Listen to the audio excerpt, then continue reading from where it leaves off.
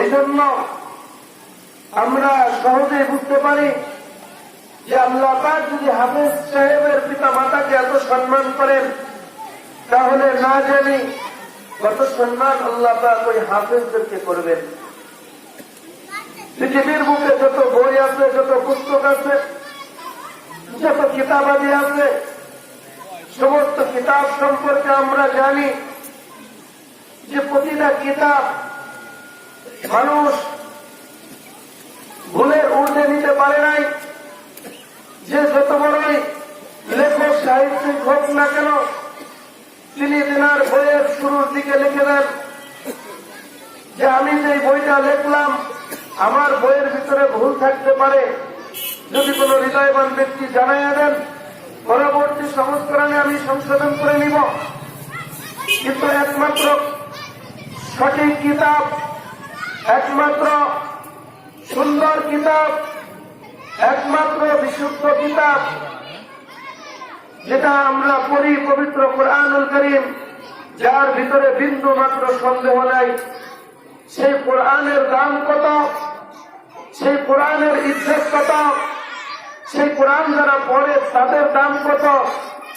আসলে এতটুকু বুঝ আমাদের নাই বিধায় আমরা পবিত্র কোরআনকে যেভাবে ইজ্জত করার দরকার, কোরআনের সম্মান যতটুকু করার দরকার, আসলে আমরা ঠিক ততটুকু করতে পারি না।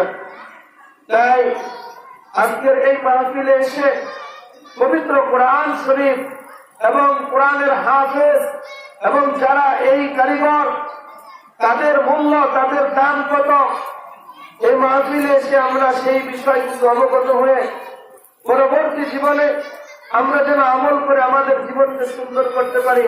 আল্লাহ পাক আমাদের প্রত্যেককে তৌফিক দান করুক, সকলে বলি আমিন। আলহামদুলিল্লাহ, মহান রব্বুল আলামিন অত্যন্ত মেহেরবানি করে, দয়া করে আমাদেরকে সেই জান্নাতের বাগানের মধ্যে এনেছেন। সেই জান্নাতের বাগানের ভিতরে আমরা আসতে পেরে খুশি না বেজা? আমরা সকলে আল্লাহ পাকের শুকরিয়া আদায় করি, আর একবার বলি আলহামদুলিল্লাহ। মাদ্রাসা है बाग जन्नत, मदरसा है बाग जन्नत, मुअल्लिम है मिस्ल गूल, शहदत में इल्म दिन है, तलबा है बुलबुल। मदरसा है बाग जन्नत, मुअल्लिम है मिस्ल गुल, शहदत में इल्म दिन है, तलबा है बुलबुल।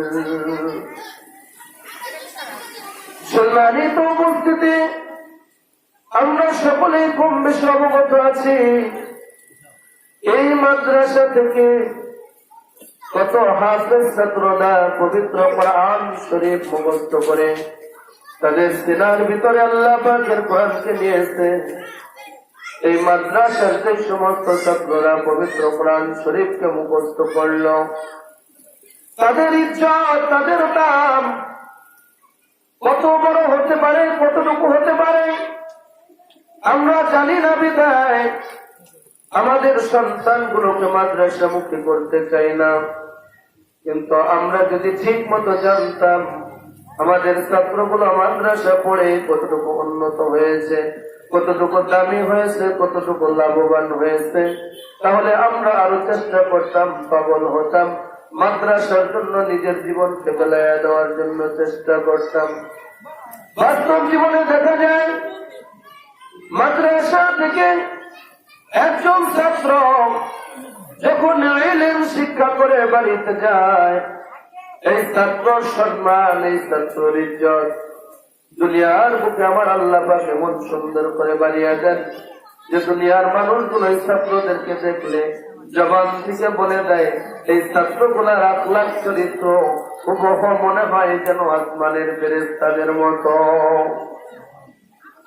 আল্লাহ পাক পৃথিবীর মুখে কিছু ফেরেশতাদেরকে নিযুক্ত করেছেন এই তলবে ইলমদের খাতিরে, তলবে ইলমদের সম্মানে আল্লাহ নবী জনাবে মুহাম্মদ রাসূলুল্লাহ সাল্লাল্লাহু আলাইহি ওয়াসাল্লাম আমাদের মতো মানুষদেরকে জানায়া দিলেন, যখন একজন তলবে ইলম বাড়ি থেকে বের হয়, মাদ্রাসায় আসে, মাদ্রাসা থেকে আবার বাড়িতে যায়, যাওয়া আসার মধ্যে রাস্তার মধ্যে যতগুলা কদম ফেলে, প্রতিটা কদমের নিচে আল্লাহ পাকের রহমতের ফেরেশতারা তাদের নূরের পাখা বিছায়া দেয়। বলি সুবহানাল্লাহ।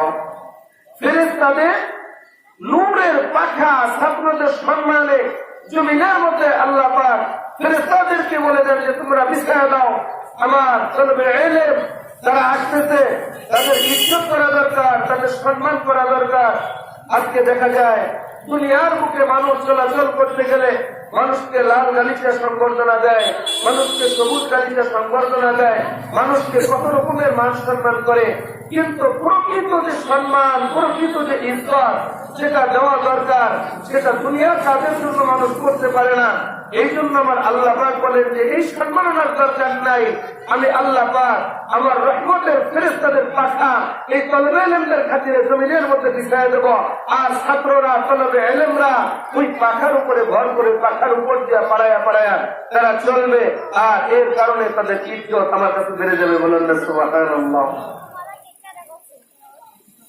আসলে মাদ্রাসা এমন একটা জায়গার ভিতরে, নবাবগঞ্জ একটা মূল শহরের ভিতরে, অথচ এই মাদ্রাসা সম্পর্কে, এই মাদ্রাসার অবস্থা, মাদ্রাসার ছাত্রদের হালাত কি অবস্থা, তারা কতটুকু শিক্ষা অর্জন করতেছে, এই জিনিসটা আমরা সুন্দরভাবে জানি না, এই জিনিসটা আমরা সুন্দরভাবে খোঁজ খবর নেই না। কিন্তু আমরা একটা জিনিস জানা দরকার যে মাদ্রাসাটা হলো জান্নাতের বাগান, আর এই বাগানের ভিতরে কিছু ফুল ফুটে থাকে, ইলমের ফুল। এই ইলমের ফুলের ভিতরে মাদ্রাসার যারা শিক্ষক থাকেন, যারা দর্শ দেন, তারা বলেন ফুলের মধুর মতো তারা মধু দিতে থাকেন ফুলের ভিতরে, আর বিভিন্ন জায়গা থেকে ছাত্ররা এসে মৌমাছির মতো ওই ফুল থেকে মধু আহরণ করতেছে, ইলম নিতেছে, কোরআন শরীফকে তাদের ভিতরে নিতেছে। মূলত এখান থেকে জান্নাতের একটা নিয়ামত আমাদের এলাকা, আশপাশের এলাকা, পুরা দেশের ভিতরে আস্তে আস্তে ছড়ায় যাইতেছে। আসলে এই জিনিসটা আমরা পরিপূর্ণভাবে বুঝতেছি না। আল্লাহ রাব্বুল ইজ্জত পবিত্র কোরআন শরীফের কত দাম, কত ইজ্জত দিয়েছেন, আমরা যদি একটু খেয়াল করি তাহলে সহজেই বুঝে আসবে। আল্লাহ পাক এই পৃথিবীর বুকে 104 খানা আসমানি কিতাব নাযিল করেছেন। কতখানা? 104 খানা কিতাব নাযিল করেছেন। 104 খানা কিতাবের মধ্যে 100 খানা সহিফা আর 4 খানা হলো বড় কিতাব, যেটা সম্পর্কে আমরা জানি তাওরাত, জবুর, ইনজিল এবং আমাদের জন্য এখন যেটা রয়েছে পবিত্র কোরআন। এই আসমানি 104 খানা কিতাবের মধ্যে, আসমানি এই 4 খানা কিতাবের মধ্যে, 104 খানার মধ্যে প্রসিদ্ধ যে 4 খানা কিতাব, এই 4 খানা কিতাবের পরিধিগত দিক দিয়া, প্রশ্নগত দিক দিয়া আল্লাহ পাক তাওরাত নামক যে কিতাবটা হযরত মুসা আলাইহিস সালামকে দান করেছিলেন, এই কিতাবটা আকারে অনেক বড় ছিল, কিতাবটা অনেক লম্বা ছিল। এই কিতাবের ভিতরে 1000 পৃষ্ঠা ছিল। আল্লাহ পাক খুব দামি পাথর দিয়া কিতাবের পৃষ্ঠাটাকে বানাইছিলেন। সেই কিতাব হযরত মুসা আলাইহিস সালামকে আল্লাহ পাক দান করেছিলেন। তার উম্মতরা এই কিতাব হযরত মুসা আলাইহিস সালামের কাছ থেকে শুনত। হযরত মুসা আলাইহিস সালাম সেই কিতাবের বিধান অনুযায়ী তাদেরকে চালাইতেন। এভাবে জবুর কিতাব আল্লাহ পাক দুনিয়ার মুখে নাযিল করেছেন হযরত দাউদ আলাইহিস সালামের উপরে। দাউদ আলাইহিস সালামকে যে জবুর কিতাব আল্লাহ পাক দিয়েছিলেন, সেই কিতাবের ভিতরে এত সুন্দর কথা দিয়েছিলেন, এত সুন্দর মিষ্টি মিষ্টি আলোচনা ছিল যে সেই কিতাব যখন হযরত দাউদ আলাইহিস সালাম তেলাওয়াত করত, তো সেই কিতাবের সুর শুনে, দাউদ আলাইহিস সালামের কণ্ঠে সেই কিতাবের বাণী শুনে আসমান থেকে, আকাশ থেকে উড়ন্ত পাখিগুলা দাঁড়িয়ে দিত তার তেলাওয়াতকে শোনার জন্য। আমরা জানি যে হযরত দাউদ আলাইহিস সালামের তেলাওয়াত শোনার জন্য সমুদ্রের মাছ কিনারে চেপে যেত, কিনারে চলে আসতো এবং আয়েশা হযরত দাউদ আলাইহিস সালামের তেলাওয়াত শুনতো। মনের ভিতরে একটা কথা জাগে, তাহলে হযরত দাউদ আলাইহিস সালামের কিতাবই মনে হয় সব থেকে দামি ছিল না? এদিকটা মনে হয় যে হযরত মুসা আলাইহিস সালামের উপরে যে কিতাব ছিল সেই জবুর কিতাবই মনে হয় খুব দামি ছিল। দামি হওয়ার জন্য আরো কতগুলা কারণও আমাদের সামনে বিদ্যমান আমরা দেখতে পাই। আজকে কোরআন আমাদের মাঝে আছে, কোরআন শরীফের ইজ্জত যেভাবে করার দরকার মূলত আমরা ঠিক মতো করি না, সেই বুঝটুক যেন আমাদের ভিতরে আসে। এই জন্যই আজকের এই আলোচনা। বড় দুঃখ এবং পরিতাপের বিষয়, বাস্তব সত্য যেটা এলাকার ভিতরে মা বোনরা কোরআন শরীফ পড়ে, ইল্লা মাশাআল্লাহ 2-4টা ঘরের ভিতরে হয়তো নিয়মিত তেলাওয়াত হয়, কিন্তু তা না হলে দেখা যায় এই রমজানে একবার কিছুদিন পড়ছে, আবার আরেক রমজানে কোরআন শরীফ পড়বে। এই জন্য কোরআন শরীফের উপরে 1/2 ইঞ্চি 1 ইঞ্চি ময়লা জমে থাকে। কোরআন শরীফ মুছা তো দূরের কথা, কোরআন শরীফ পরিষ্কার করা তো দূরের কথা, কোরআন শরীফকে একটু সুন্দর করে গেলাম দিয়ে হেফাজত করা হয় না। অথচ এই কোরআনের দাম কত এই বুঝতে আমরা ঠিক মতো জানি না। যদি জানতাম তাহলে কোরআনের মূল্য, এই কোরআনের হেফাজত, কোরআনের ইজ্জত আমরা আরো বেশি করে করতাম। আল্লাহ পাক হযরত মুসা আলাইহিস সালামকে জবর কিতাব দেওয়ার পরে বললেন, মুসা তোমাকে একটা কাজ করা লাগবে। আল্লাহ কি কাজ? তুমি এই কিতাবটাকে স্বর্ণের দিয়ে গিলাপ বানায়া, স্বর্ণের কভার বানায়া এই কোরআন শরীফের উপরে গিলাপ লাগাই দাও। বলুন না সুবহানাল্লাহ। ভাইজান খেয়াল করেন যে জবর কিতাবকে আল্লাহ পাক আদেশ করছেন যে এই কিতাবের উপরে স্বর্ণ দিয়া গিলাপ বানায়া, কভার বানায়া, তারপরে এটাকে তুমি হেফাজত করো। হযরত মুসা আলাইহিস সালাম বললেন, আল্লাহ এই এত স্বর্ণ আমি পাবো কোথায়? আমি গরিব মানুষ, এত স্বর্ণ কই পাবো? আল্লাহ এত বড় কিতাব, 8 হাত পাশে 12 হাত চওড়া লম্বা, এত বড় কিতাব আমি স্বর্ণ দিয়ে কিভাবে বাজাই করব? আল্লাহ পাক বললেন, মুসা তুমি টেনশন করো না, আমি তোমাকে স্বর্ণ বানানোর ব্যবস্থা করে দেই, আমি তোমাকে স্বর্ণের একটা সিস্টেম জানাই দেই, তুমি এইভাবে স্বর্ণ সংগ্রহ করে তারপরে আমার কিতাবের মধ্যে গিলাপ লাগাবা। বলেন না সুবহানাল্লাহ। হযরত মুসা আলাইহিস সালামকে আল্লাহ পাক সুন্দর করে একটা পাথরের ব্যবস্থা করে দিলেন।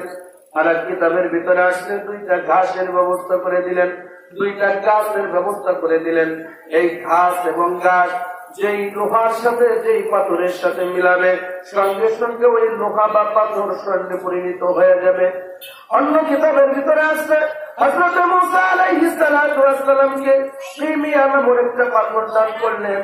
যেই পাথর দিয়া পাথরের উপরে লাগাইলে, যেই পাথরের উপরে লাগায় পাথরটা স্বর্ণ হয়ে যায়, যেই লোহার উপরে লাগায় সেই লোহাটাও স্বর্ণ হয়ে যায়। ভাইজান আমরা আমাদের আঞ্চলিক ভাষায় অনেক সময় বলে ফেলি এইটার নাম হলো পরশ পাথর। আমরা পরশ পাথর সম্পর্কে নাম শুনেছি, কথা বলেন ঠিক কিনা? আমরা শুনেছি পরশ পাথর। আসলে কি পরশ পাথর আমরা দেখতে পাচ্ছি কোনদিন? দেখছি ভাই? আমাদের নবাবগঞ্জ আছে তো নাকি? নবাবগঞ্জ পাথর নাই? নবাবগঞ্জ নাই পরশ পাথর? নবাবগঞ্জ যদি পরশ পাথর না থাকে তো নবাবগঞ্জ নবাব হইতো কেমনি? নবাবদের কাছে তো দু একটা থাকতেও পারে।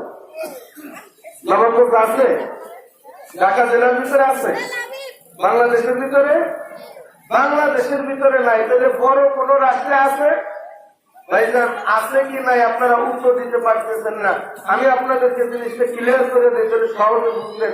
যদি সত্যিকার অর্থে পরশ পাথর বাংলাদেশ না পৃথিবীর কোন দেশের ভিতরে থাকতো, আর পরশ পাথরের শক্তি, পরশ পাথরের গুণ হলো যে পরশ পাথর যদি লোহার সঙ্গে লাগায় সেটা সঙ্গে সঙ্গে কি হয়ে যাবে? স্বর্ণ হয়ে যাবে। তো পৃথিবীর কোন কারো কাছে যদি পরশ পাথর থাকতো তো তার দেশের যত সব লোহা আছে সবগুলোকে একত্রিত করে তারপরে একটা সোয়া মাইরা দিয়া লাগাই দিয়া সঙ্গে সঙ্গে স্বর্ণ বানায় বলাইতো। আজকে আমরা বিল্ডিং এর ছাদ লোহা দিয়ে দিতাম না, ওই স্বর্ণ দিয়ে দিতাম। কথা বলার কথা ঠিক কিনা? যে স্বর্ণ আমরা কিনি মাত্র 11 গ্রাম, অর্থাৎ 1 ভরি স্বর্ণ কিনি 45,000 টাকা দিয়া, ওই স্বর্ণের কেজি থাকতো 10 টাকা 20 টাকা। আমরা কেউ লোহা দিয়ে ছাড় নিতাম না, চেষ্টা করতাম স্বর্ণ দিয়ে দেওয়ার জন্য। তাহলে বোঝা গেল যে পরশ পাথর বাংলাদেশেও নাই, পৃথিবীতেও নাই, ঠিক কিনা বলেন? তাহলে পরশ পাথর পৃথিবীতেও নাই। আগে কি ছিল সেটাও জানি না, সামনে কি আসবে সেটাও জানি না। তাহলে পরশ পাথর সম্পর্কে আমরা নাম শুনলাম কোথায়? পরশ পাথর সম্পর্কে বিভিন্ন তাফসীরের মধ্যে খুব সুন্দর করে লেখেন হযরত মুসা আলাইহিস সালাতু ওয়াস সালাম আল্লাহ পাকের পক্ষ থেকে যেই পাথরখানা পেয়েছিলেন সেই পাথরখানাই ছিল পরশ পাথর। অর্থাৎ এই পরশ পাথর যেই জিনিসের লগে লাগায় সঙ্গে সঙ্গে স্বর্ণ হয়ে যায়। হযরত মুসা আলাইহিস সালাতু ওয়াস সালাম তার ভক্তিপতি কারণকে ডাক দেয়া বলল, কারণ তুমি স্বর্ণ কাজ, তুমি স্বর্ণের কাজ জানো। আল্লাহ পাক আমাকে একটা দায়িত্ব দিচ্ছে, আমি নবুয়তি কাজ করার জন্য দেশে বিদেশে ঘোরাফেরা করব। তুমি একটা কাজ করো, এই পাথরখানা রাখো, এর মাধ্যমে স্বর্ণ বানানো যাবে। এই স্বর্ণ দিয়ে তুমি সুন্দর কাজ করতে পারবা। এই স্বর্ণ দিয়ে সুন্দর করে গিলাফ বানায়া তাওরাত কিতাবের উপরে, জবুর কিতাবের উপরে তুমি সুন্দর করে, তাওরাত কিতাবের উপরে সুন্দর করে গিলাফ লাগায়া দিবা। জবুর কিতাব হযরত মুসা আলাইহিস সালাতু ওয়াস সালাম বললেন যে কিতাবের মধ্যে তুমি গিলাফ লাগায়া দিবা। হযরত মুসা আলাইহিস সালাতু ওয়াস সালামের কথা শুনে, হযরত মুসা আলাইহিস সালাতু ওয়াস সালামের কথা শুনে তার ভগ্নিপতি লোহা সংগ্রহ করে ওই পরশ পাথর দিয়ে ছোঁয়া লাগায়া, টাচ লাগায়া স্বর্ণ তৈরি করে ওই স্বর্ণ দিয়া ওই কিতাবের মধ্যে যখন গিলাফ লাগায়া দিচ্ছে, লাগাই দিয়ে আইনা বলতেছে, ভাইজান দেখেন তো কিতাবখানা সুন্দর হয়েছে কিনা। তিনি বললেন যে হ্যাঁ সুন্দর হয়েছে, আল্লাহ যেভাবে বানাইতে বলছে সেভাবেই হয়েছে। এবার কিতাবখানা রাইখা হযরত মুসা আলাইহিস সালাতু ওয়াস সালাম কারণকে বললেন, কারণ এবার পাথরখানা তুমি আমার কাছে তাড়াতাড়ি দিয়া দাও। কারণ ভাইজান এই কষ্ট করে বানাইতে বানাইতে পাথরখানা যে পুরি রাখলাম এটা আমার স্মরণই নাই, এটা আমি বলতেই পারতেছি না। আসলে ও আত্মসাৎ করে বানাইছে, চুরি করে বানাইছে, এটা মুসা আলাইহিস সালামকে দিবেন। মুসা আলাইহিস সালাম বললেন যে ঠিক আছে, তুমি যখন কাজ করতে করতে যাইয়া হারায়া ফেলাইছো, তুমি এত দামি একটা সুন্দর কাজ করছো, যাও তুমি যদি হারায়া ফেলে থাকো সেটা আল্লাহ তোমার ব্যবস্থা করবে, আল্লাহ তোমাকে সেটা ফয়সালা করবে। হযরত মুসা আলাইহিস সালাম এই কথা বলে কারণকে ছেড়ে দিয়ে উনি চলে গেছে। হযরত মুসা আলাইহিস সালাম যখন এইভাবে ওনার দিনের কাজ করতেছিলেন, ওই কিতাব অনুযায়ী উনি জীবন পরিচালনা করতেছিলেন, আর এদিক দিয়ে এই কারণ এই বদমাইশ ওই পাথর দিয়া ওর লোহা পাইলেই তার মধ্যে ছোঁয়া লাগাই দিয়া স্বর্ণ বানাইতে বানাইতে বানাইতে বানাইতে এমন সম্পদের মালিক হয়ে গেছে, এত সম্পদ অর্জন করছে, এত স্বর্ণ বানাইছে। আল্লাহ পাক তার কোরআনের ভাষায় এই কারণের কথা আল্লাহ পাক বলেন, হ্যাঁ মুসা এই কারণ এত সম্পদের মালিক হয়েছে, এত সম্পদের মালিক হয়েছে, আর এই সম্পদ এত জায়গা জমা রাখছে যে প্রতিটা জায়গায় একটা করে গোডাউন বানাইছে স্বর্ণ রাখার জন্য, সম্পদ রাখার জন্য। এই গোডাউনের তালার চাবি এগুলা বানাইছে চামড়া দিয়া। এই চাবি জানার জন্য 70টা উটের প্রয়োজন হইত। কতটা উট লাগতো? 70টা উট। এর সম্পদ কত, এই সম্পর্কে আমার আপনার ধারণা কি হতে পারে? আপনারা মনে করতেছেন যে হুজুর চামড়া দিয়ে আবার চাবি বানাইছে। ভাইজান ওই জামানার ব্যবস্থাই ছিল চামড়ার তালা আর চামড়া চাবি, অর্থাৎ কোন মতে কেউ একটু তালার মতো বানাইয়া ওইটাকে দিয়ে আটকায় রাখলে ওই জামানার মানুষ চুরি করতো না, তারা খুব ভালো আসছিল। আমাদের মতো না যে কেসি গেট কাইটা তারপরে মোটর সাইকেলটা বাইর করে নিয়ে যায়, আছে কি নাই? হ্যাঁ, দোকানের শাটার কাইটা দেয়া তারপরে দোকানের সমস্ত মাল চুরি করে লুট করে নিয়ে যায়, আছে কি নাই? ও ভাইজান এই সুরের যুগে, সুরের জামানায় এখনো কিন্তু প্লাস্টিকের তালা আছে, আপনারা জানেন আছে, কিন্তু হয়তো স্মরণ নাই। আপনাদের প্রত্যেকের বাড়িতে কারেন্টের ইলেকট্রিক মিটার আছে, দেখবেন এই মিটারের মধ্যে যে তালাটা মারা, এই তালাটা কিন্তু প্লাস্টিকের। আজ পর্যন্ত কোনদিন দেখছেন যে ওই তালা কাইটা ওই মিটার খুলে দেখছেন? এত সুরের যুগেও যদি ওই প্লাস্টিকের তালা না ভাঙে, ওই সময় যুগটা ছিল এমন যে কেউ যদি কোনো মতে খালি একটু তালা দেওয়া হয়, কোনো মতে আটকায় রাখে, তো ওই জিনিস আর কেউ হাতটা ধরে না। আপনাদেরকে মজার একটা কথা বলি, পাঠান এলাকায় পাঠান এক লোক তার বাড়ির ভিতরে চোর ঢুকছে। তো চোর ঢুকতে পারে, উনি ওই চোর দেখছে যে চুরি করবার আসছে, আর চোর এমন চোর নতুন চোর আগে পরে চুরি করে ওর ওই অবস্থাতে একটা বাড়িওয়ালা অনেক খাবারও ধরে হল। এবার ধরে এখন কিরে বেটা তুই চুরি করবার আসছে? ও কইলে আমি চুরি করবার আইছি, আমার ঘরে খাবার নেই, আর লেগে চুরি করবার আইছি। চুরি করছো দিলে অন্যায় হয়েছে, খারা তোরে আমি পুলিশে ধরাই দেবো। মানে চুরে কথা পুলিশ পাইবেন কোথায়? বা পুলিশের ব্যবস্থা আমি করব, যেহেতু আমি করে বসছি কাজে প্রোটেকশনের দরকার নাই। ওরে বাড়ির সামনে উঠানের মধ্যে ওর পায়ের মধ্যে রশি দিয়া হাত তোলা, চিন্তা করেন ওর পায়ের মধ্যে রশি দিয়া ওই বাসার সামনে যে ফুটায় ফুটার লোকের বাইরেছে, তুই এনে পয়সা থাক, আমি পুলিশ নিয়ে আসি। চিন্তা করেন যে মানুষ কত সোজা কত সরল। উনি থানায় গিয়ে বলতেছে স্যার তাড়াতাড়ি আসেন, আমি চোর ধরে বাইরে দিয়েছি। তো পুলিশ এবার কোথায় চোর ধরে করে, স্যার আমার বাড়িতে। কিভাবে রাখতো? আমি পায়ের মধ্যে ধরে দিয়ে বাইরে দিয়েছি। তুমি মেয়ে তুমি যাই দেখো নাই ও চলে গেছে না স্যার, ও যাবো না, আমার মানা করে আসছি তুই যাইস না, তুই থাক, আমি থানার থেকে পুলিশ নিয়ে আসছি। এই জমানার মানুষ এত চালাক তাই না? আল্লাহু আকবার। এই জমানার চোরেরা আবার পুলিশে কয় কি, স্যার আপনি এনে খারাই করে খান, আমি আইতে আসি। পুলিশে খারাপ করে দিয়ে তারপরে বলায় তুমি যাও গা বাবা, যাই আমি পাবো না, খামার খামারে কষ্ট দিও না। না স্যার আপনি আসেন, আসা যাওয়ার তেল খরচ দিয়ে দিলে। তো হিসাব করে ঠিক আছে চলো, তুমি যখন আমার এইভাবে নিতে চাও যাও। যাই দেখতে সত্যিকারের হচ্ছে খামের পুরাই খারাই কিরে তোরে পাও বাইন্দে রাখছে, তুই এটা খুইলে যাই মানলি না? স্যার উনি তোমার যাইবার পাই না, উনি কইছে তুই খারাই থাক, আমি পুলিশ নিয়ে আসছি। তো উনি তোমার মানা করছে, আমি কেমনে যাও? তো পুলিশে ভাই এটা আসলে চোর না, পেটের দায় আসছে, তুমিও কিছু দাও আমিও কিছু দেই, কিছু টাকা পয়সা দিয়ে ওর বিদায় ফেলেছি। ওই জামানায় ব্যবস্থাটা ছিল এমন, এই জন্য চামড়ার তালা ব্যবহার করতো, এখানে সন্দেহের কোনো কিছু নাই। যাই হোক, বলার উদ্দেশ্য হলো কারণ গোপনে গোপনে হযরত মুসা আলাইহিস সালামকে ঠগাইয়া নিজে কোটি কোটি টাকার সম্পদ গুছাইয়া তারপরে সম্পদ জমা করছে।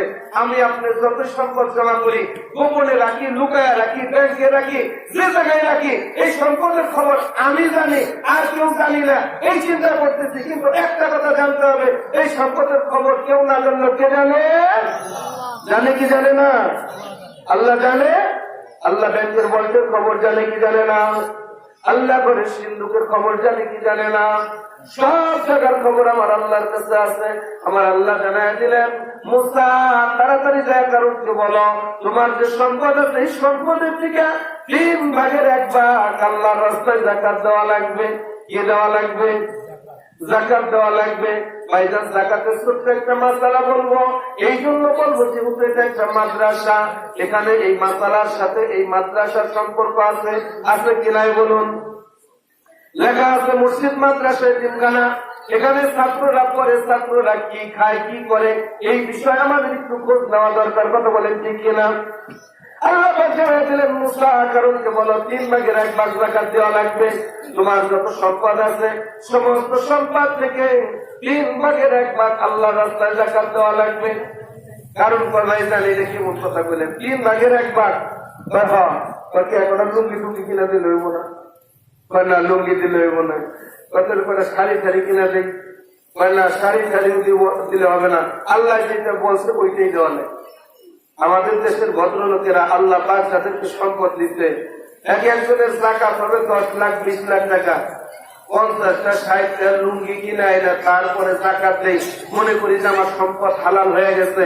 20টা কাপড় এনে দেই, আর এমন কাপড় দেই যে কাপড় বাড়ির কাজের মহিলারাও পরে না, এই কাপড় আইলে তারপর আমি জাকাত দেই। এই কাপড় এমন যে ধুইলে এটার নামাজও পড়া যায় না, এত নিষ্ঠা কাপড় দিয়ে তারপরে আমরা জাকাত আদায় করি। ভাইজান জাকাত আদায় হবে কি না হবে এই বিষয়ে আমার কারো ফিকির নাই, কিন্তু জাকাত দিলে আমার মালটা পবিত্র হবে, জাকাত দিলে আমার মালটা হালাল হবে। আর এই জাকাত যেটা আমার কাছ থেকে বের হয়ে যাচ্ছে এর কারণে আখিরাতে আমার সম্পদ থেকে আমি মুক্ত হয়ে যাব। হাদিসের মধ্যে আসবে যেই ব্যক্তি জাকাত ছাড়া তার ধনকে বাড়ালো, কাল কিয়ামতের ময়দানে এই সম্পদ সাপ হয়ে তাকে কামড় দিবে, এই সম্পদ জাহান্নামের মধ্যে গরম করে তার ঠোঁটের মধ্যে পিঠের মধ্যে ছাপ দেওয়া হবে। কিন্তু আজকে আমরা এদিক দিয়ে খুবই উদাসীন। যখন মাদ্রাসার পক্ষ থেকে বলা হয় যে ভাইজান গরিব ছাত্ররা বাপ নাই মা নাই এখানে এসে অসহায় ভাবে পড়ালেখা করে, কত কষ্ট করে আমার সন্তান এখানে পড়ে, রাত 4টা বাজে উঠে, তখন আমরা অনেকে ঘুম থেকে উঠিয়ে না, ফজরের নামাজও ঠিক মতো করি না, অথচ ছোট ছোট মাসুম বাচ্চাগুলা ভোর 4টা বাজে উঠা আল্লাহ পাকের কোরআন শরীফ নিয়ে বসে তারা কোরআন শরীফ তেলাওয়াত করতে থাকে। এই ছাত্রদের জন্য আমরা ঠিক মতো মহব্বত করতে পারি না। এই ছাত্রদের যা করণীয় দরকার উচিত ছিল এই জায়গা আইসা ওদের খরপোশ দেয়া, ওদেরকে দেখাশোনা করা, ওদেরকে পড়ালেখার উৎসাহিত করা, ওদেরকে সহযোগিতা করা। আসলে আমরা ঠিক মতো সেটা করি না। কথা বলেন, কথা ঠিক কিনা? হিসাব করলে দেখা যায় যে এই ছাত্রগুলার দ্বারা এলাকার যতটুকু উন্নয়ন হয়, এই ছাত্রগুলার দ্বারা মাদ্রাসার ছাত্র দিয়া এলাকার যতটুকু মান সম্মান বাড়ছে পৃথিবীর অন্য কোন প্রতিষ্ঠান দিয়ে এভাবে হয় না। আর দেখা যায় বিশ্বের বুকে মাদ্রাসার কোরআনের হাফেজ ছাত্ররা পৃথিবীর অন্যান্য রাষ্ট্রকে পিছনে ফেলে তারা 1 নম্বর পুরস্কার ছিনায় আনতেছে, তারা কোরআন শরীফ প্রতিযোগিতায় ফার্স্ট হচ্ছে। অথচ এইটা আমার বাংলাদেশের গর্ব, এটা আমার বাংলাদেশের ইজ্জত। এই জিনিসটা আমি বুঝতেছি না, ঠিক কিনা বলেন? বলতেছিলাম হযরত মুসা আলাইহিস সালাম কারণকে বললেন, কারণ তাড়াতাড়ি 3 ভাগের 1 ভাগ যাকাত দিবে। আমরা যাকাত দেব কয় ভাগের 1 ভাগ? মাসালা অনেকে জানি না। আমরা কয় ভাগের 1 ভাগ যাকাত দেব? সমস্ত সম্পদ, আমার প্রয়োজনীয় সম্পদ রাইকা অতিরিক্ত সম্পদের উপরে, অতিরিক্ত টাকা পয়সার উপরে 40 ভাগের 1 ভাগ। কয় ভাগের 1 ভাগ? 40 ভাগের 1 ভাগ। এই 40 ভাগের 1 ভাগের যাকাত আমরা দেই না। আর এই কারণ ও আসলে আন্তর্জাতিক ইফতার, অর্থাৎ ওর শরীরে এমন অবস্থা যে 2 হাত এক করলে ওর হাতটা এত সুন্দর যে হাতের মধ্যে একটা পানি উঠাইলে 1 ফোঁটা পানি ও জমিনে পড়তো না। বুঝা যায় কয় নম্বরের কাজটা এর কইছে 3 ভাগের 1 ভাগ দেবার। ও তো স্টক করে মরে যাবার কথা। ভাইজান এটা কি কর, 3 ভাগের 1 ভাগ যাকাত দেওয়া লাগবে। আমি পারব না, এইভাবে আমি যাকাত দিব। হযরত মুসা আলাইহিস সালাম কয় না, তোমার যাকাত দেওয়াই লাগবে। এই বাটপার ঘরের ভিতরে যাইয়া চিন্তা করছে যে মুসা যদি পয়সা থাকে চলে করে আমার যাকাত বাইর করে নিব। কাজে যেভাবেই হোক এই মুসার আগে সাহায্য করা বললে আমার সম্পদ থেকে আমি বাঁচতে পারবো। দেখেন, সম্পদ মানুষের মনের ভিতরে মোহর মেরে দেয়, সম্পদ মানুষের মনকে নষ্ট করে দেয়। হযরত মুসা আলাইহিস সালাম ওয়াজ মাহফিলের ভিতরে ওয়াজ করতেছেন, বয়ান করতেছেন। ওনার বয়ানের ধাপ ছিল এমন, 1000 যদি 40,000 মানুষ বসা থাকতো এই মাইকের প্রয়োজন হইতো না। সামনের মানুষ যেভাবে শুনতো, পিছনের মানুষগুলো এমন শুনতো, এমন কণ্ঠ ছিল। উনি সুন্দর করে আল্লাহর বাণী ওই বয়ানের মধ্যে করতেছেন, শুনাইতেছে। এদিকে কারণ শয়তানে করছে কি, এক মহিলাকে, নষ্ট এক মহিলাকে ভাড়া করছে যে তুমি মজলিসের মাঝখানে দাঁড়াইয়া তুমি কইবা যে মুসা আমার সাথে অপকর্ম করছে, জিনার কাজ করছে, আর জিনার শাস্তি যেহেতু আছে কাজে মুসাকে এই শাস্তি দিয়ে মারা যাবে। এবার কারণ স্টেজের মধ্যে পয়সা বলতেছে, ভাইজান জিনার শাস্তি জানি কি, অপকর্মের শাস্তি জানি কি? মুসা আলাইহিস সালাম তো জিনার শাস্তি আল্লাহ কয়ে দিচ্ছে যে জিনা করবে তাকে এইভাবে হত্যা করা লাগবে। ও কত বড় ফাজিল। জিনা যদি ভাইজান আপনি করেন আপনার বিচার কি হবে? আরে আমার বিচারও তো তাই হবে, আল্লাহর কালামের বিচার। তোমার বেলা ওটা, আমার বেলা ওটা। এবার কারণ ডাক দেওয়া বলে, ও মহিলা আমার কান থেকে দাঁড়াও। পরে আমার বিরক্ত করতে পারবে না, তোমার কি অভিযোগ আছে তাড়াতাড়ি দাঁড়ায় বলো। এবার মুসা আলাইহিস সালাম বয়ান স্টপ করে দিচ্ছে। কারণ দাঁড়ায় বলতেছে, হ্যাঁ মহিলা তাড়াতাড়ি দাঁড়াও। মহিলা ওখান থেকে দাঁড়ায় গেছে। হযরত মুসা আলাইহিস সালামের বিরুদ্ধে সাক্ষী দিবে, জিনার অপবাদ দিয়া হযরত মুসা আলাইহিস সালামকে অপমান অপদস্থ করবে। কিন্তু আল্লাহ পাকের কুদরত, আল্লাহ পাকের কারিশমা এমন, মহিলা দাঁড়ায় বলতেছে, হ্যাঁ মুসা আল্লাহর নবী, এই কারণ আমাকে 20,000 টাকা দিয়ে ভাড়া করেছে আপনার বিরুদ্ধে মিথ্যা সাক্ষী দেওয়ার জন্য, মিথ্যা অপবাদ দেওয়ার জন্য। আল্লাহু আকবার বলেন। মুসা আলাইহিস সালামের জালালি চেহারার দিকে তাকায় বলতেছে, হ্যাঁ মুসা আল্লাহর নবী, আপনার বিরুদ্ধে সাক্ষী দেওয়ার জন্য এই কারণ আমাকে ভাড়া করেছে। অতএব কারণে আমি জানি আপনি আল্লাহর নবী, আপনি পবিত্র, আপনি আমার সাথে জেনা করেন নাই, আপনি আমার সাথে অপরাধ করেন নাই, কাজেই কারণের বিচার করা দরকার। হযরত মুসা আলাইহিস সালাম খুব রাগী মানুষ ছিল, খুব জিদ উঠে গেছে। এবার ডাক দিয়ে বলতেছে, আল্লাহ দেখো কারণ কত বড় খারাপ, কত বড় অন্যায় করলো, কত বড় অপমান করলো আমাকে। আল্লাহ কারণের বিচার তুমি করবো না, আমি করবো। আল্লাহ পাক বলেন মুসা যেহেতু বিষয়টা তোমার, তুমি বিচার করো, যাও, তোমাকে বিচার করার জন্য আমি পারমিশন দিয়ে দিলাম। হযরত মুসা আলাইহিস সালাম বলে আল্লাহ এই কারণের বিচার আমি কিভাবে করব? আল্লাহ জানায় দিলেন মুসা রে, আমি তোমাকে জমিনকে তোমার অধীনস্থ করে দিলাম, এই জমিনকে তুমি যেভাবে বলবা জমিন তোমার কথা শুনবে। হযরত মুসা আলাইহিস সালাম জমিনের দিকে লক্ষ্য করে বলে, এই জমিন ধর, কারণকে ধর, কারণ আমার সাথে বিয়াদবি করছে, কারণকে ধর, কারণকে ধর। এই কথা বলার সঙ্গে সঙ্গে জমিন এই কারণের পা পর্যন্ত, গিরু পর্যন্ত এক খাবায় খেয়ে ফেলছে, গেড়ে ফেলছে, কারণ নিচের দিকে নামতেছে। এই অবস্থা দেখে কারণ ভয় পেয়ে গেছে, বলতেছে মুসা রে, এই মাটি থেকে আমাকে বাঁচাও, মাটি থেকে আমাকে ফেরাও, হ্যাঁ মুসা তুমি আমাকে বাঁচাও। হযরত মুসা আলাইহিস সালামের জিদ উঠে গেছে। হযরত মুসা আলাইহিস সালাম বললেন যে না, তুমি ক্ষমা করা যাবে না। দ্বিতীয়বার কোমর পর্যন্ত ঘিরে গেছে, কোমর পর্যন্ত যখন ঘিরে গেছে, এইবার কারণ চিৎকার মেরে হাউমাউ করে কান্না শুরু করে দিছে। মুসা বললেন, হে জমিন, অল্প অল্প করে কেন গিলিস, ভালো করে তাড়াতাড়ি ধর, তাড়াতাড়ি শাস্তি দে। যখন গলা পর্যন্ত কারণকে ঘিরে ফেলছে, এইবার মুসার দিকে তাকায় কারণ বলে, ওরে মুসা রে, তুই কিসের জন্য আমাকে মার দিয়েছিস? আমি বুঝলাম কিসের জন্য তুই আমাকে হত্যা করস। মুসা আলাইহিস সালাম কই, এটা আবার কি কর? তুমি যে কি এর লেগে আমার মারতাছ আমি বুঝছি, কিসের জন্য? তুমি আমার মারতাছ এর লেগে যে আমার যে ধন সম্পদ আছে, টাকা পয়সা আছে, এইগুলোর মধ্যে তোমার লোভ থাকছে, এই জন্য তুমি আমার মাটির মধ্যে গাইরা ফলাইতেছ। মুসা আলাইহিস সালাম কাল্লা দেখছো কই কি, কত বড় ফাজিল, কত বড় বদমাইশ। আমি আর তুমি বলে অসম্পদ খাবো, ও এখন পর্যন্ত বুঝে নাই সম্পদের মালিক যে তুমি আল্লাহ। এই সম্পদ যদি উপরে থাকে, ওর মনের ভিতরে থাকবে সম্পদ তুমি আর আমি ভাগ করে খাবো। কাজে আল্লাহ তুমি তো সম্পদ থেকে পবিত্র, আল্লাহ এই সম্পদ আমাদের দরকার নাই, এই মাটির মধ্যে সম্পদ শহরে তুমি ডুবাইয়া দাও। আল্লাহর কাছে দোয়া করছে, তো সঙ্গে সঙ্গে ওই কারণের যত মাল ছিল, যত গোডাউন ছিল, সমস্ত গোডাউন, ওই গোডাউনের ভিতরে পাথর নেমে লুকায় রাখছিল, সবকিছু এই জমিনের নিচে আল্লাহ পাক দাবায় দিচ্ছে, এই জমিনের নিচে যাইতেছে। ভাইজান বলার উদ্দেশ্য হলো সম্পদ আল্লাহ রাস্তায় দিলে ওটা কমে না, বরং বাড়ে। কথা বলার কথা ঠিক কিনা? কিতাবের ভিতরে আসছে যে জমিন, এই জমিনের মালিক আল্লাহ, জমিনের ভিতরে যত সম্পদ সবকিছুর মালিক কে? আল্লাহ। এই জীবনের জন্য আল্লাহ পাক আমাকে আপনাকে মালিক বানাইছেন, আমাকে আপনাকে কিছুদিনের জন্য দায়িত্ব দিচ্ছেন। এটাকে যদি আমরা সঠিকভাবে ব্যবহার না করি, এর যদি রক্ষণাবেক্ষণ ঠিক মতো না করি, আপনি আজ না হয় কাল চলে যাবেন, আজ না হয় কাল দুনিয়া থেকে বিদায় হয়ে যাবেন। মনে করতেছেন যে সম্পদ আমার সাথে যাবে। আজও কি দেখতে পাচ্ছেন কাপড়ের মধ্যে কোনো পকেট আছে? আছে? কাপড়ের কোনো পকেট নাই, কাপড়ের মধ্যে টাকা পয়সা দেওয়া হয় না, সবকিছু জমিনের উপরে রাইখা আপনি চলে যাবেন। এই দুনিয়ার সম্পদ রেখে যাওয়ার সঙ্গে সঙ্গে এই সম্পদ আপনার বিপদের কারণ হয়ে দাঁড়াবে। এই সম্পদ নিয়ে আপনার সন্তানের মধ্যে মারামারি লাগবে।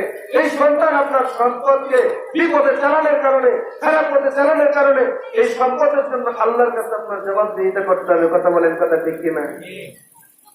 এই সম্পদ মাদ্রাসার মধ্যে দিব, মাদ্রাসার মধ্যে দিলে ছাত্রগুলা খাবে, এই ছাত্রগুলা এলেম অর্জন করবে, এই ছাত্রগুলা জ্ঞান অর্জন করবে, আলেম হবে।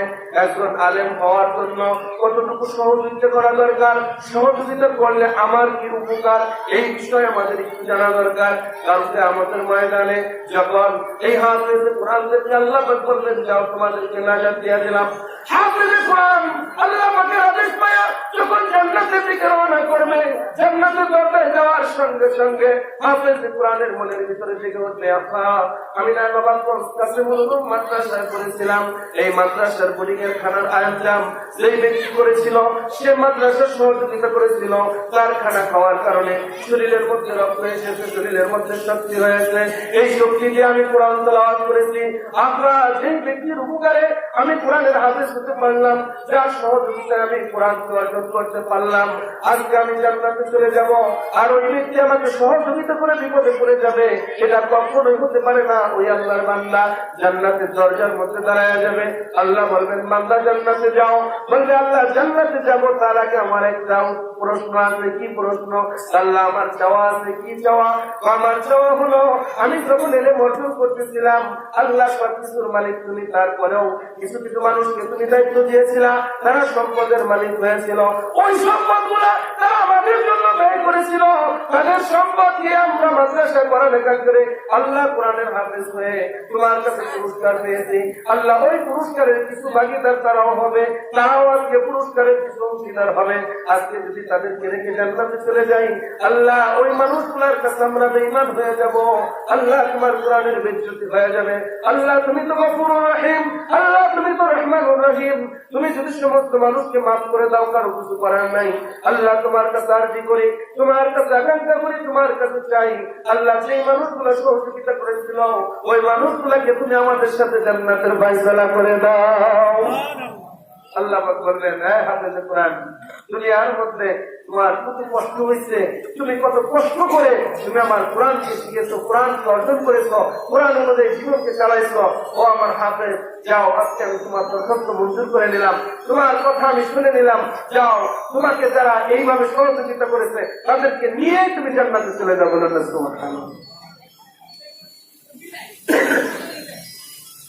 ভাইজান, এখানে ঘোষণা হয়েছে যে পবিত্র কোরআনের হাফেজ যারা হয়েছে তাদের মাথায় পাগড়ি দেওয়া হবে।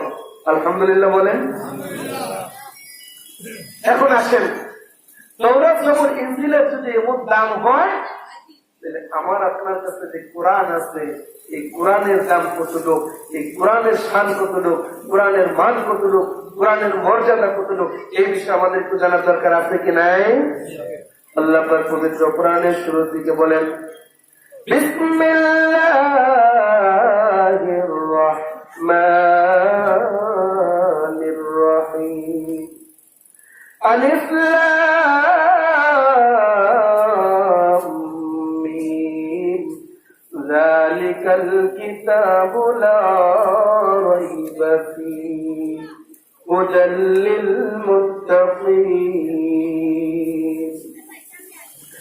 এটা এমন একটা কিতাব, এটা এমন সেই কিতাব, যেই কিতাবের ভিতরে কোনো সন্দেহ নাই, যেই কিতাবের ভিতরে সন্দেহের কোনো অবকাশ নাই। এই কোরআন শরীফ আমাদের জন্য হেদায়েতের জন্য, এই কোরআন শরীফ মুমিনদের জন্য, এই কোরআন শরীফ গোটা পৃথিবীর মানুষের জন্য, এই কোরআন সমস্ত মানুষের জন্য রহমত। কিন্তু কোরআন এমন কিতাব, নিজের জন্য তিনি সাক্ষী দেয় যে আমার কোরআনের ভিতরে বিন্দু মাত্র কোনো সন্দেহ নাই। আমার আল্লাহ অন্য আয়াতের মধ্যে বলেন, পৃথিবীর যত কিতাব আসছে সব কিতাব মানুষ সব বদল করেছে, একটা একটা পরিবর্তন করে নিয়েছে, কিন্তু আমার কোরআনকে আমি আল্লাহ পাক নিজেই হেফাজত করব। এই কোরআনকে কোনো মানুষ কোনোদিনও ধ্বংস করতে পারবে না। বলুন না সুবহানাল্লাহ। কোরআন শরীফ কেউ কোনোদিন ধ্বংস করতে পারবে? কোরআন শরীফকে কেউ যদি ধ্বংস করতে চায়, সেই ধ্বংস হয়ে যাবে, ঠিক কিনা বলেন? কোরআন শরীফকে কেউ যদি অপমান করতে চায়, সে অপমান হয়ে যাবে, কিন্তু কোরআনকে কোনোদিন কেউ বেজ্জতি করতে পারবে না। এই কোরআন হেফাজতের দায়িত্ব কে নিছে? আমার আল্লাহ। এ সম্পর্কে আল্লাহ পাক কোরআনের মধ্যে বলেন, ইন্না আরাদনাল আমানাতা আলাস সামাওয়াতি ওয়াল আরদি ওয়াল জিবাল والجبال فأبين أن يحملنها وأشفقن منها وحملها الإنسان إنه كان ظلوما جهولا। ভাইজান, আমরা আমাদের মাথার উপরে দেখি কত বড় আসমান, কত বড় আসমান, যে আসমানটা এত বড়, এই আসমানের নিচে আল্লাহ পাক পৃথিবীর সমস্ত সৃষ্টি রেখেছেন। শুধু পৃথিবী না, কোটি কোটি গ্রহ নক্ষত্র আল্লাহ পাক আসমানের নিচে রেখেছেন। এত বড় আসমান, আসমানের খুঁটি নাই, আসমানের পিলার নাই। আল্লাহ পাক এত ভারী একটা আসমানকে আমাদের মাথার উপরে স্থান করে দিয়েছেন। আল্লাহ পাক এই আসমানকে ডাকলে বললে, ওরে আসমান, আমি আল্লাহ পাক পবিত্র কোরআন আমার আমানত, এটাকে আমি তোমার উপরে দায়িত্ব দিতে চাই, এটাকে আমি তোমার উপরে নাযিল করতে চাই। আসমান ডাক দিয়ে বলে, আল্লাহ, এই আমার বুকের ভিতরে লক্ষ লক্ষ কোটি কোটি তারকা, এগুলাকে আমি ধরে রাখি। আল্লাহ, এত ওজন, এত কিছু করার পরেও আমি কিন্তু এত শক্তিশালী হই নাই। আল্লাহ, তোমার কোরআনকে আমি ধরে রাখবো। তোমার কোরআন যদি আমি নেই, কোরআনের ভার আমি সহ্য করতে পারবো না। আল্লাহ, আমি আসমান ভেঙে গুড়া গুড়া হয়ে একদম চূর্ণ বিচূর্ণ হয়ে পড়ে যাব, নষ্ট হয়ে যাব। অতএব আল্লাহ, তোমার কাছে আমি ক্ষমা চাই। এই কোরআনের দায়িত্ব, কোরআনের বোঝা, কোরআনের ভার আমি আসমান সহ্য করতে পারবো না। বলুন না আল্লাহু আকবার। আমার আল্লাহ আসমানকে বাদ দিয়ে বললে, ওরে জমিন, ও জমিন, আমি তোমার উপরে আমার কোরআনকে নাযিল করতে চাই। এই কোরআনের দায়িত্ব আমি তোমাকে দিতে চাই। এই আমানত আমি তোমাকে দিতে চাই। তুমি এর দায়িত্ব বহন করবা। এর দায়িত্ব তোমার জন্য দিলাম, তুমি রাখবা। জমিন ডাকতে বলে, আল্লাহ, তোমার কাছে আমি ক্ষমা চাই। আল্লাহ, আমি জমিনকে তুমি এত শক্তিশালী করে বানিয়েছ। আমার বুকের উপরে মানুষ 100 তলা 150 তলা পর্যন্ত বিল্ডিং বানায়। আল্লাহ, আমার উপরে মানুষ বড় বড় ব্রিজ বানায়, মানুষ ঘর বাড়ি বানায়। আল্লাহ, আমি জমি এত শক্তিশালী, আমার বুকের উপরে হাজার হাজার লক্ষ লক্ষ পাহাড় রেখে দিয়েছি। আল্লাহ, আমার জমিনের উপরে, আমার উপরে কত নদী নালা খাল বিল পুষ্করী আমার বুকের উপরে রেখেছি। আল্লাহ, আমি জানি অনেক শক্তিশালী, তুমি আমাকে অনেক শক্তি দিয়া বানাইছো, অনেক পাওয়ার দিয়া বানাইছো, অনেক ক্ষমতা দিয়া বানাইছো। আল্লাহ, তাই বলে কি তোমার কোরআন দেখা যায়? আল্লাহ, তোমার কাছে ক্ষমা চাই, তোমার কাছে মাফ চাই। আল্লাহ, এই কোরআনের দায়িত্ব যদি তুমি আমার উপরে দাও, আমি জমিন একদম শূন্য বিচূর্ণ হয়ে যাব। আল্লাহ, তোমার কাছে ক্ষমা চাই, আমি কোরআনের দায়িত্ব নিতে পারবো না। আল্লাহ, তুমি দেখো অন্য কাউকে দেওয়া যায় কিনা। আল্লাহ পাক পাহাড়কে ডাকতে বললেন, ওরে পাহাড়, আমি তোমাকে জমিনের পেরেক হিসেবে বানাইছি। জমিন লড়াচড়া করে, কিন্তু তুমি পাহাড় জমিনকে মজবুত করে ধরে রেখেছ। ও পাথরে পাহাড়, আমি তোমার উপরে আমার কোরআনকে দিতে চাই। ও পাথরে পাহাড়, তুমি আমার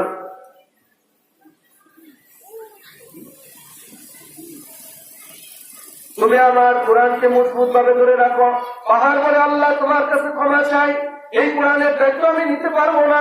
আসমান যখন নিতে চাইলো না, জমিন নিতে চাইলো না। ও ভাইজান, দুনিয়ার বড় বড় পাহাড় গুলো অস্বীকার করে দিল।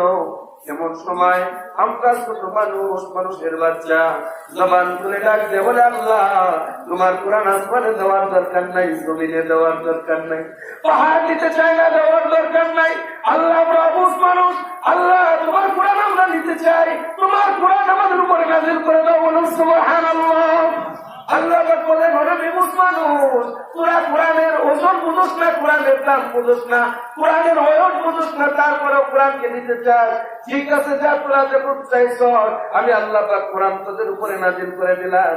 কিন্তু কোরআনের সর্বদায়িত্ব, কোরআনের সর্ব ওজন আমি আল্লাহ পাক আমার কুদরতি হাতের মধ্যে রেখে দিলাম। বলুন না সুবহানাল্লাহ। ভাইজান, কোরআন শরীফ থাকার জন্য একটা জায়গা দরকার, কথা বলেন ঠিক কিনা? কোরআন শরীফ থাকে কোথায়? আমি যদি প্রশ্ন করি, বলবেন, হুজুর কোথায় থাকে জানি না। আমার কাছে প্রশ্নের দরকার নাই, আপনি কোরআনকে জিজ্ঞাসা করেন, ও কোরআন, তোমার বাড়ি কোথায়? ও কোরআন, তোমার নাম কি? কোরআন সঙ্গে সঙ্গে উত্তর দিয়ে দেবে, আমি হলাম কোরআন মাজিদ, আমার নাম হলো পবিত্র কোরআন। তোমার বাড়ি কোথায়? সঙ্গে সঙ্গে বলবে, আমি কোরআন লৌহে মাহফুজের মধ্যে থাকি, আমার জায়গা, আমার স্থান হলে লৌহে মাহফুজ। ভাইজান, কোরআন লেখার জন্য লৌহে মাহফুজ লাগে। ওই লৌহে মাহফুজের একটা কোরআন, ওখানের একটা কপি আমার আপনার ছোট ছোট মানুষের বাচ্চা, আমার আপনার সন্তানদের বুকের ভিতরে আল্লাহ পাক ওই লৌহে মাহফুজের মর্যাদা দিয়া ওই পবিত্র কোরআনকে ছোট বাচ্চার সিনার ভিতরে আল্লাহ পাক ঢুকাইয়া দিয়া, আল্লাহ পাক বলেন, আমি চামড়ার প্যাকেট দিয়া এমন ভাবে হেফাজত করে রাখবো, পৃথিবীর সমস্ত কাগজে কোরআন যদি ধ্বংস করে দেওয়া হয়, 1 ঘন্টার মধ্যে আবার সমপরিমাণ কোরআন এই কোরআনের হাফেজের বুক থেকে বের হয়ে যাবে। বলুন না সুবহানাল্লাহ। বুঝা গেল এই ছাত্রদের মর্যাদা আল্লাহর কাছে অনেক। আজকে কোরআনের হাফেজদের মাথায় যে পাগড়ি দেওয়া হবে, এটা কোরআনের হাফেজদের না, এটা আল্লাহর লৌহে মাহফুজের মাথায় এই পাগড়ি দেওয়া হবে। বলুন না সুবহানাল্লাহ।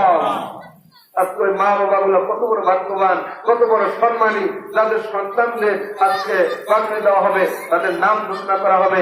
আমরা কি সেই সম্মানী, আমরা কি সেই ইজ্জতের হওয়ার জন্য আমাদের মনের ভিতরে কি আকাঙ্ক্ষা জাগে না ভাইজান? আমরা চেষ্টা করব যেন আমাদের সন্তানগুলোকে কোরআনের হাফেজ বানাইতে পারি। বড় আফসোস লাগে, দুঃখ লাগে যে আমার সন্তানকে ডাক্তারি পড়াইলাম, ইঞ্জিনিয়ারিং পড়াইলাম, বাংলাদেশের শিক্ষা শেষ করে পৃথিবীর থেকে আরো বড় বড় শিক্ষা অর্জন করার জন্য তাকে পাঠাইলাম, কিন্তু সেই সন্তান আমার জন্য জানাজা দিতে পারে না, সেই সন্তান আমার জন্য দোয়া করতে পারে না, সেই সন্তান তার মায়ের জানাজা দিতে পারে না, এই শিক্ষা আমার দুনিয়ায় উপকার হলো না, এই শিক্ষা আমার আখেরাতে কতটুকু অর্জন হবে, এই শিক্ষা আমার আখেরাতে কতটুকু উপকার হবে। অথচ আজকে এই মাদ্রাসা 5 বছর থেকে 7 বছরের সন্তান এখানে দাঁড়ায়া জানাজার নামাজ, ঈদের নামাজ, 5 ওয়াক্ত নামাজ, তার যত জীবনের চলার মাসালার প্রয়োজন আছে সবগুলোকে এখান থেকে মুখস্থ করে এই সন্তানগুলো যাইতেছে, এই সন্তানগুলো শিখতেছে। এদের পিছনে আমাদের সহযোগিতা এবং শ্রম দেওয়ার দরকার, আপনি কি নাই বলেন? আমরা সবাই চেষ্টা করব যেন এই জান্নাতের বাগান আরো ফুটে ওঠে, এই নবাবগঞ্জের বুকে যেন এই মাদ্রাসা আরো উজ্জ্বল হয়। এই মাদ্রাসায় যে শিক্ষকরা আছেন তারা যে প্রচেষ্টা করেন, পরিচালক কিন্তু যারা আছেন তারা মেহনত করেন, আল্লাহ যেন সকলের চেষ্টাকে কবুল করে নেন। এটা যেন আমাদের নাজাতের কারণ হয়ে যায়। আশপাশে যত মানুষ আসছে আল্লাহ যেন সকলকে মাফ করে দেয়, সকলে বলি আমিন। সম্মানিত উপস্থিতি, এশারের পরে